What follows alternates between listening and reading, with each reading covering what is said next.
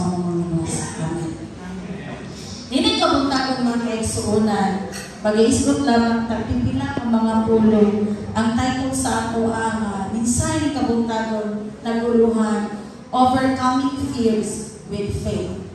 Ganina, samtang ta na leksyon si Ma'am Edna o nag-promotion na to. Some of those, ingon ko ka Ma'am Jennifer nga, naiuban na natakol ni Ma'am Edna. So, marag na insight po sa ato araw na minsay ng kabuntagon. Kung sa maning fear, kung sa bisay ba atong kahadlok, na may kahadlok makiksunan? Ako ra ba? We have different fears in life. Ang fear, giingnan ni siya sa dictionary. It is a universal human emotion that can be overwhelming.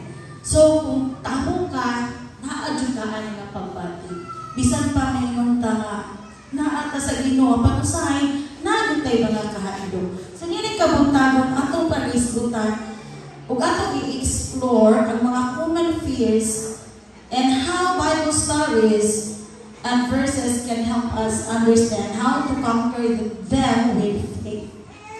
Kani dili nga minsan mga kaigsunan na aghat ko sa paggama ni pag-search tungod kay aduna kami usa ka leksyon ba. That was lesson 8 kabahin ko sa story ni Ron Halverson. Ang title sa lesson namo is Belongingness. Naman ko sa may estudyante din si Eliza.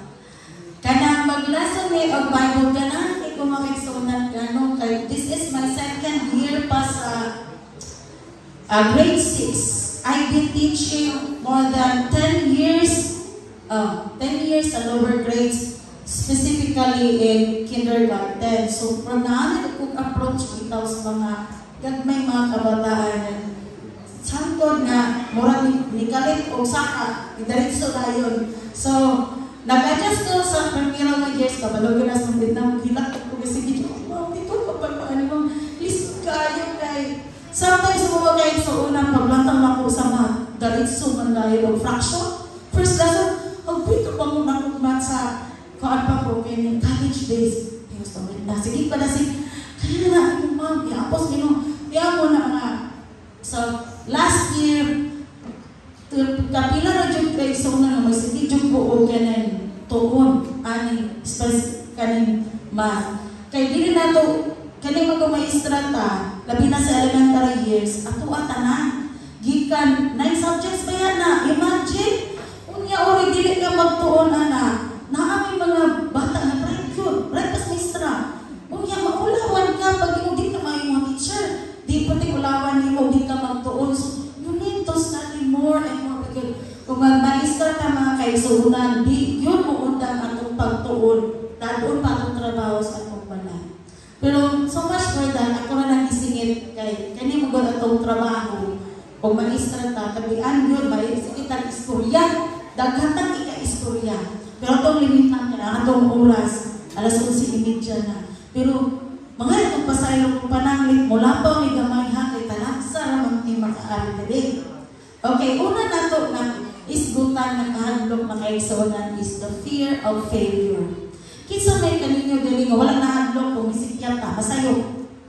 Diba, usahay, kuan, masikyat ta, may hatagatag bahay, ikaw lang po, di mo ko may istorya. Kasi sa'yo pa ako may istorya niya. Kaya mag-critic dire, anak. Diba? Usanay siya sa mga fear na to. Ako, apil ko anak. Unya, may konta nga, we felt like we're not good enough. Or sometimes, may konta nga, bagay mo kayo mga mata, uy, masipiyat unya ko. Pero, sama sa istorya sa Biblia. Kinsa man to ang inyong hibalan na usa ka leader nga nibaliban siya nga iasdam siya sa dako nga panggubatan in the name of si Gideon. Brother, nakatagan si brother. Si Gideon, niingon siya nga, niingnan siya sa Ginoo nga, Gideon, lakaw o panguluhi ang Israelite batok sa mga Midianites. Unya ang sa may gitubag ni Gideon, Diba? Hadlok siya, uy. Kaya mo na, kasi may madlok, mamatay ko madlok yun, diba? Pero sa assurance na gihatag sa Ginoo niya. Yan siya. According to Judges 6 verse 12, the Lord is with you, mighty warrior. So sama usap ni Gideon mga kaigsunan, kita mahadlok. Nga naman, matingala naman ta ang Ginoo magasangkat ka nato. Sa wala na to may baling nga ano to istorya ko ako. Tungod kay ang Ginoo na nagauban ka nato. Ikaduha ang atong gikahadlokan, that is the fear of rejection. Ang example ani na kaigsunan kanibitan manguyab ka no, mga awlitabo nya. Manguyab ka, labi na kung bubang-gapang, handong nag-i-reject ka. Muna sa hindi na lang ito eh, kaya ibang pabagay nila. Like, ingon na ba? Muna o sa atong mga hadlukan. Pero ang Biblia na kayo sa ina, nagtudlo ka na ito. Mahitungod ni Ginoong Isus. Ang Ginoo, ang saban, siya gugma o mo dapat ka na ito bisan kung sa kata. Ang tao na ay posibilidad, ang gugma na ay kinutuban. Adunay pagpili apan ang Ginoo wala gayon mga kaigsunan bisag kinsa o unsa pa ka Ginoo magdawat gayon kanimo. Sama usab sa gibagi ni David, di ba? Kisa may reject niya. Di ba primero nami kaayo ilang relasyon ni King Saul. Dayon ulahi nitubo ang jealousy sa kasing-kasing ni King Saul o nahitabo nga reject siya ni King Saul. Apan ang Ginoo wala nagbiya kaniya. God has a plan and provision nga gihatag ni David sama usab kanato mga kaigsunan. Unsay giingon niya sa iyang sinulat sa Salmo 18 versikulo 2, in siya, the Lord is my rock, my fortress, and my deliverer. So Ginoo gayon mga kaigsunan may atong lig-on nga bato, lig-on nga patukurangan. Ug siya mo ay luwas o deliver na to bisan unsa pag mata sa wala pagsulay mo sa kinabuhi. Ikatulong nga fear mga kaigsunan kaning the fear of loss. Kani siya wala kitay exempted ani. Sama sa mabatan makaugin minahag sa kinabuhi, diba? Or material possessions, tanan na. Ato ginungtuman ilan to katuig ang labay diba na atay dako nga linog nga naiguman. Parte dito sa gihulngan. Na ang pinadunggan na usa ka pastor nagwali ni malimot ako kinsa. Iyang giwali ningon siya. Nay usa ka balay dito nga gwapo kay makaigsunan. Taas, dako siya kay ground. Nanghuman na siya pabako ra naman. Unya ang tagiya ato usa ka OFW nga. Ang tanan niyang sweldo kaantos siya maayo kay gitigom para mapatungkol ni ato nga nindot o garbuso sana magpasigarbuhon kay balay o makita. Apan sa kaling na makaigsunan, paglilog, napikas mo siya. Urot yun, anang na lusno ka na. So, nawalan mo siya sa paglaog, lubuok siya ka, lumok siya sa tungkol sa pagkitabo. So, ingon anak na kaigsunan, apan di na to kalimtan, usa sa sugilanon sa Biblia, sa kinabuhi ni Job. Diba? Tanan niyang mga kabataan, tanan niyang bahandi, bisan pa ang iyang panglawas, iyang health, unsa man, nawala. Apan sayang ito ba? Naked I came from my mother's womb, and naked I will depart. The Lord gave, and the Lord has taken away. May the name of the Lord be praised. Makita niya sa John 1 verse 21. Apan, usay na kaigsunan, dili po ito makagarantiya biya. Kung sa ato lang kaugalingon, no? Mingon ka, dili lalim. Mingon ka, labinag na ay nawan na subuan.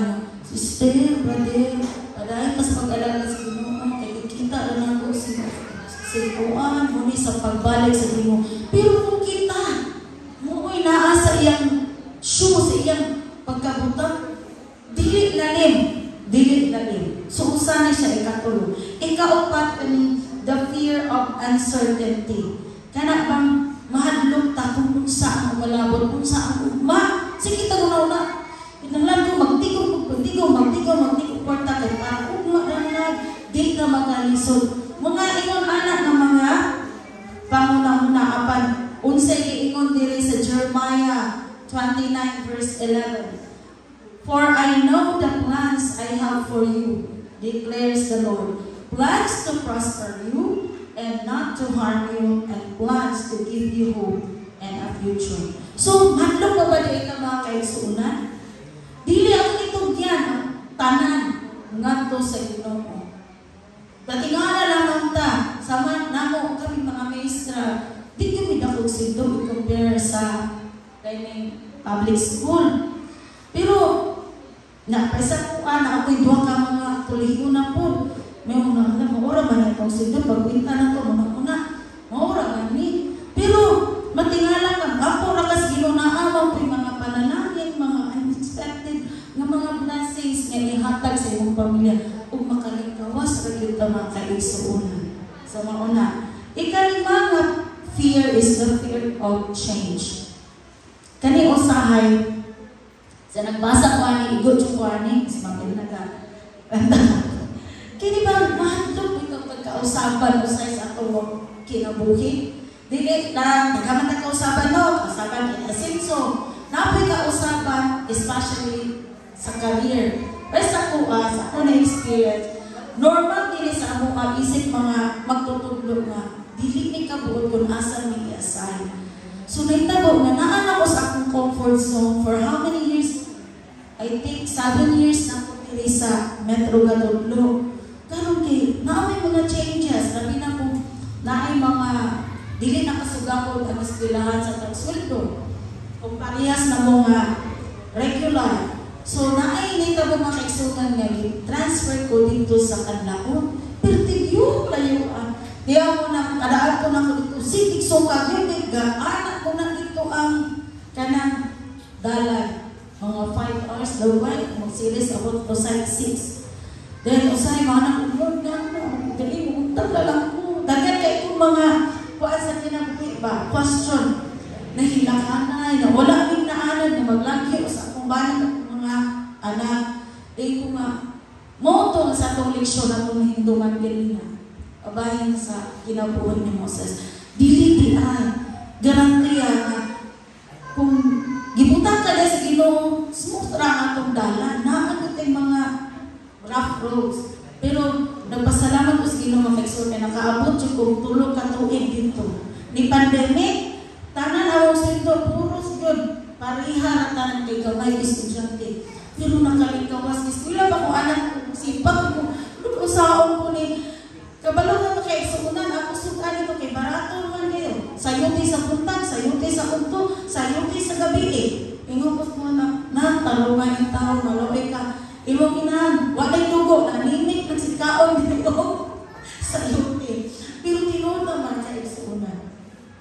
Apan, atong nagtawon ang alibamba. Nakita mo sa kagwapa ang mga alibamba. Niagi na sila o process, masakit nga proseso. Unsa man, gikan sa pagkaulod, dayon nahimong caterpillar, pila ka mga silimana, hangtod nga na-find na ang iyang pag-process ng kaigsuunan, nahimong siya manindot o colorful na butterfly. So yung ana usab, naatay kahatlong usay sa pagbago sa atong kinabuhi. Ikaulong is the fear of safety and security. Dili man ta kuan ani dili ka exempted ano? Kana hadlok baya ka bisan unsa ka gamay sa tong balay ka payag ra na diha manarang ka bitag matulog ta mulakaw ta to bitag kahan ano hadlok ta kawatan hadlok ta og sudlon og daotang tao.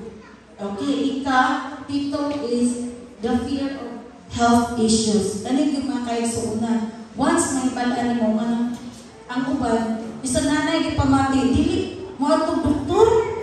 Di magkamuadto, pa-check up ilay, makay mong pangina.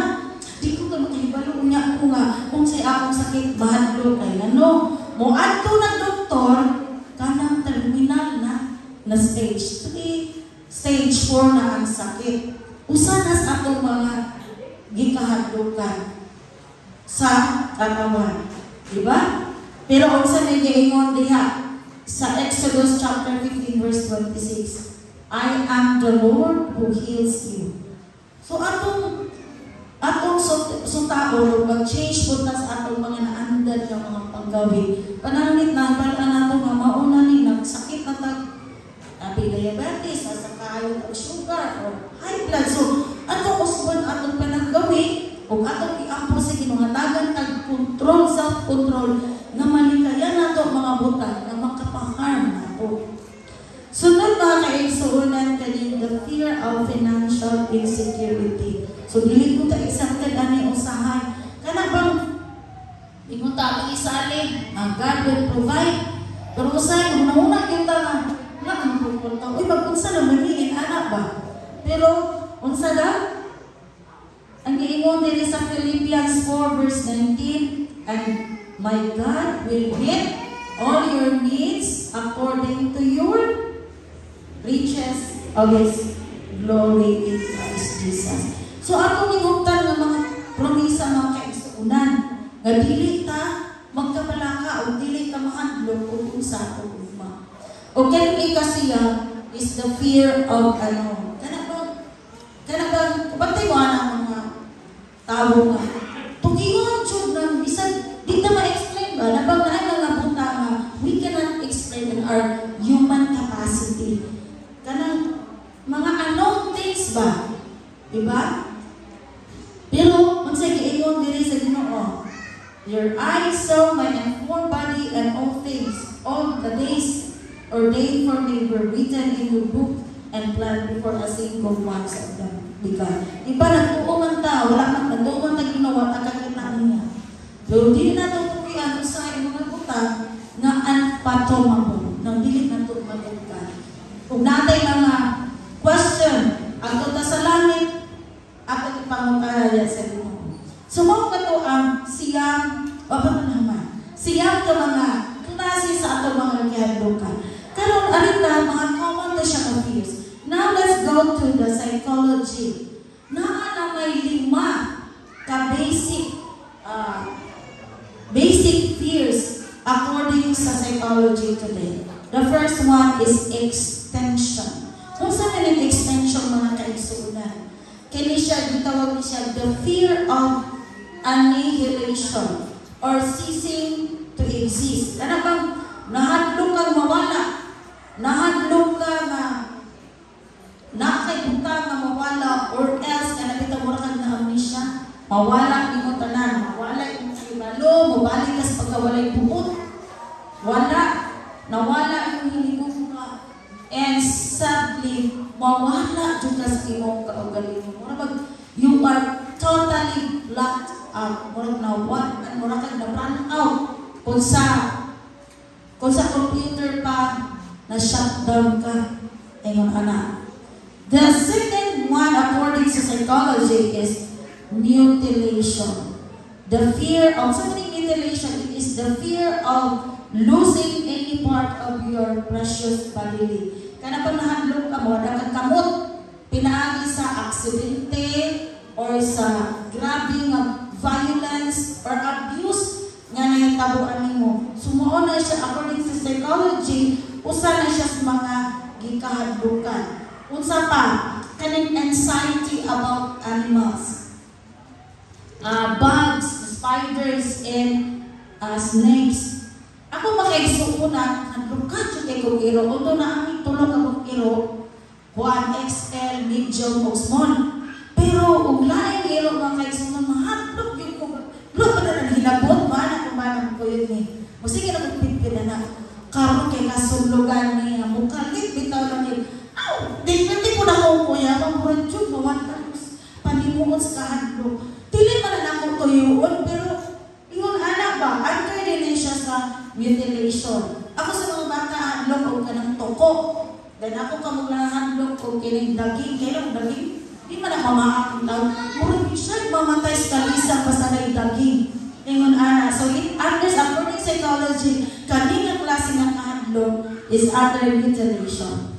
Ikatalo is the loss of autonomy. Kaya bitang nahadlokan mga kaigsuunan nga nawalan ka o control sa imong kaugalingon sa pagdesisyon. In other words, kana bang murag nagka-control nimo, for example, in a relationship, ang control abi imong bana, wala kay desisyon kay imo kaugalingon. Dapat kabalo tanan. Murag wala na kay buot ba?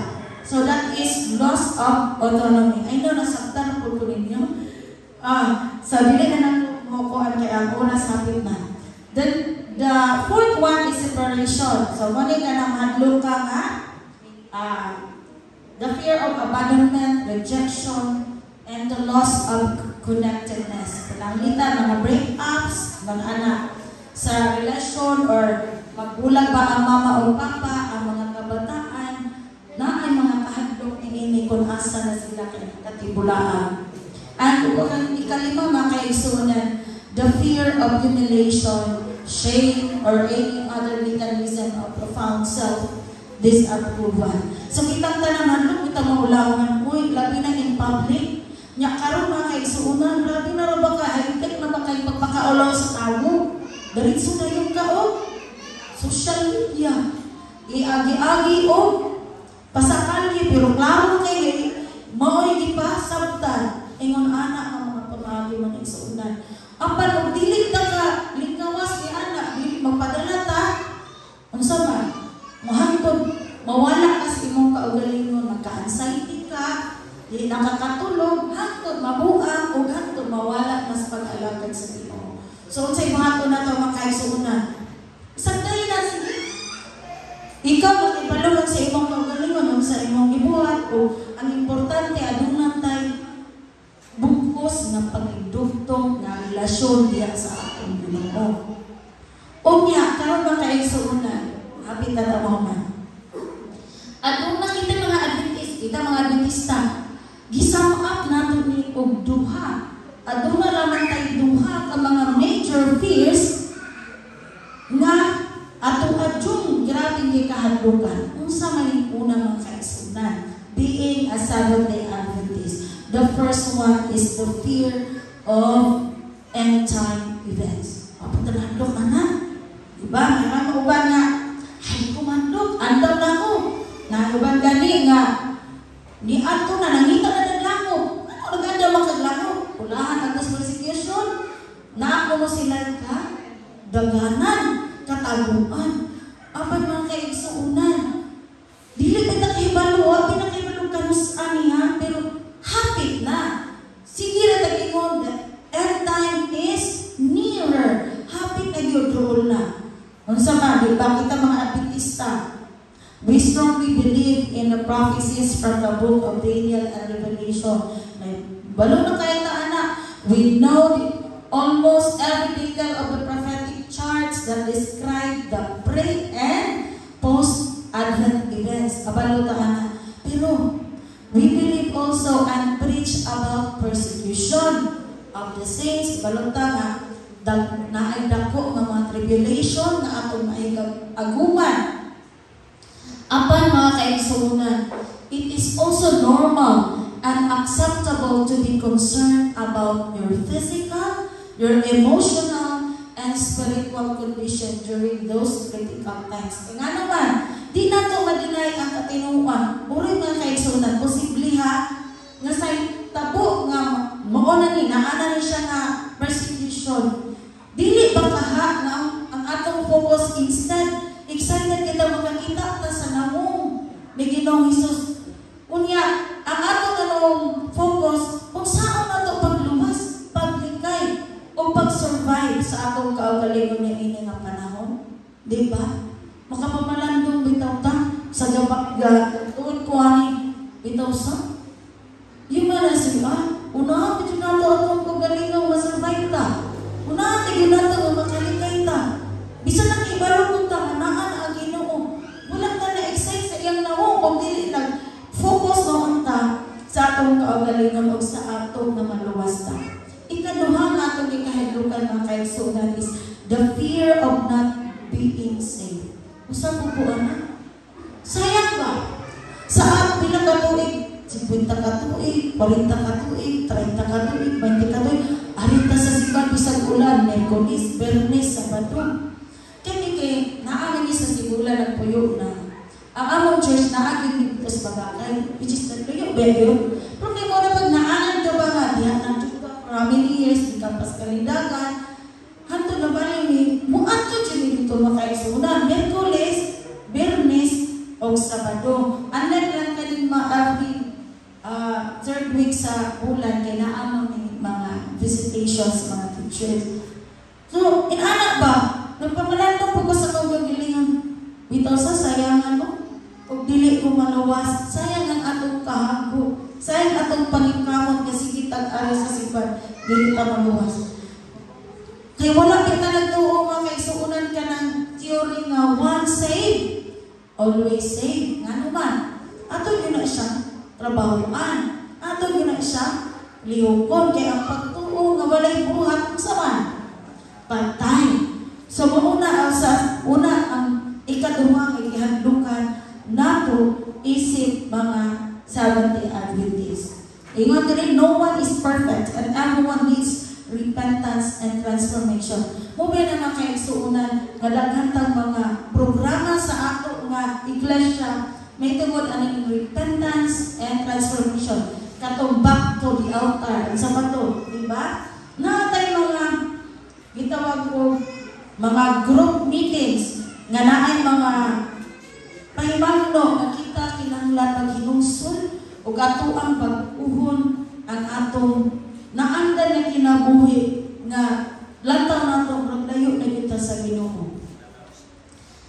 Ug Ginoo Jesus man kay sa una ga-encourage sa matag usa kanato diri sa Luke 12 verse 32.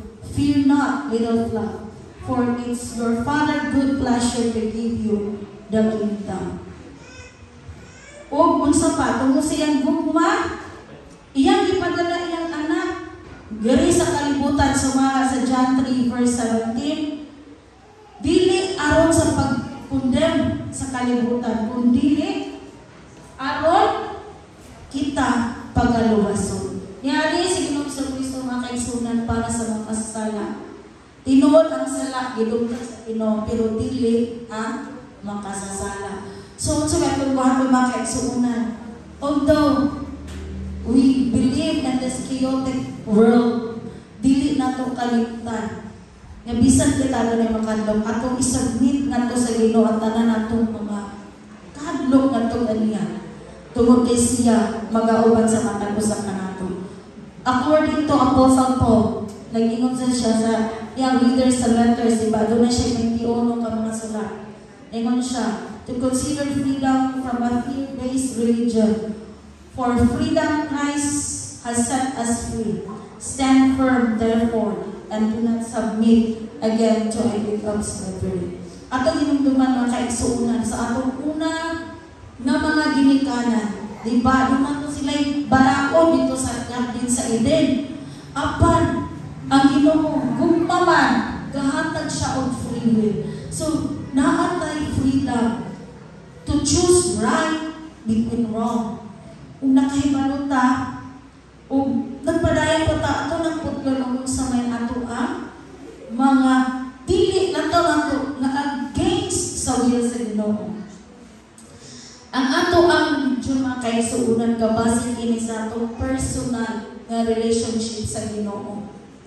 Nga atong ialaw ang Ginoo makaigsuunan nga mo-control sa atong kaugalingon sa tanang dimension sa atong pagkatawo dinhi sa kalibutan. Kay pinaagi niya ang mga kaigsuunan atong experience siya ang kalipay o salvation. O unsa man atong hinumduman ang assurance niya nga siya nagaandam o puloy-an dito sa langit. Sa dako ra ba jud kaayo nga dimension nga balay. Daw dili balay mansion gyud nga puros bulawan ang gilakta. Ay mong lakta bakbak bulawan, ang bumbong bulawan. Unya ato paginaot usab nga kitang tanan makaantog yun dito. Kung dili sa kalibutan at magbalay ta, kawayan na itong salong sa asara ang bumbong. Pero kung kita maanto na sa langit ng puloy-an, we can experience tanan bulawan. Diba? Mo ba na yung mga hando mga kaigsuunan po? Amen. Mo na atong hando. So mga kaigsuunan, fears are common. But to us as Seventh-day Adventists, we have a powerful tool to overcome them. Our faith in God. And by trusting in God's plan, provision, and protection, we can overcome any fear that comes our way. You know mga igsunan? As 1 John 4 verse 18 says, there is no fear in love, but perfect love drives out fear. Let us trust in God's perfect love and overcome our fears with faith. This is my prayer.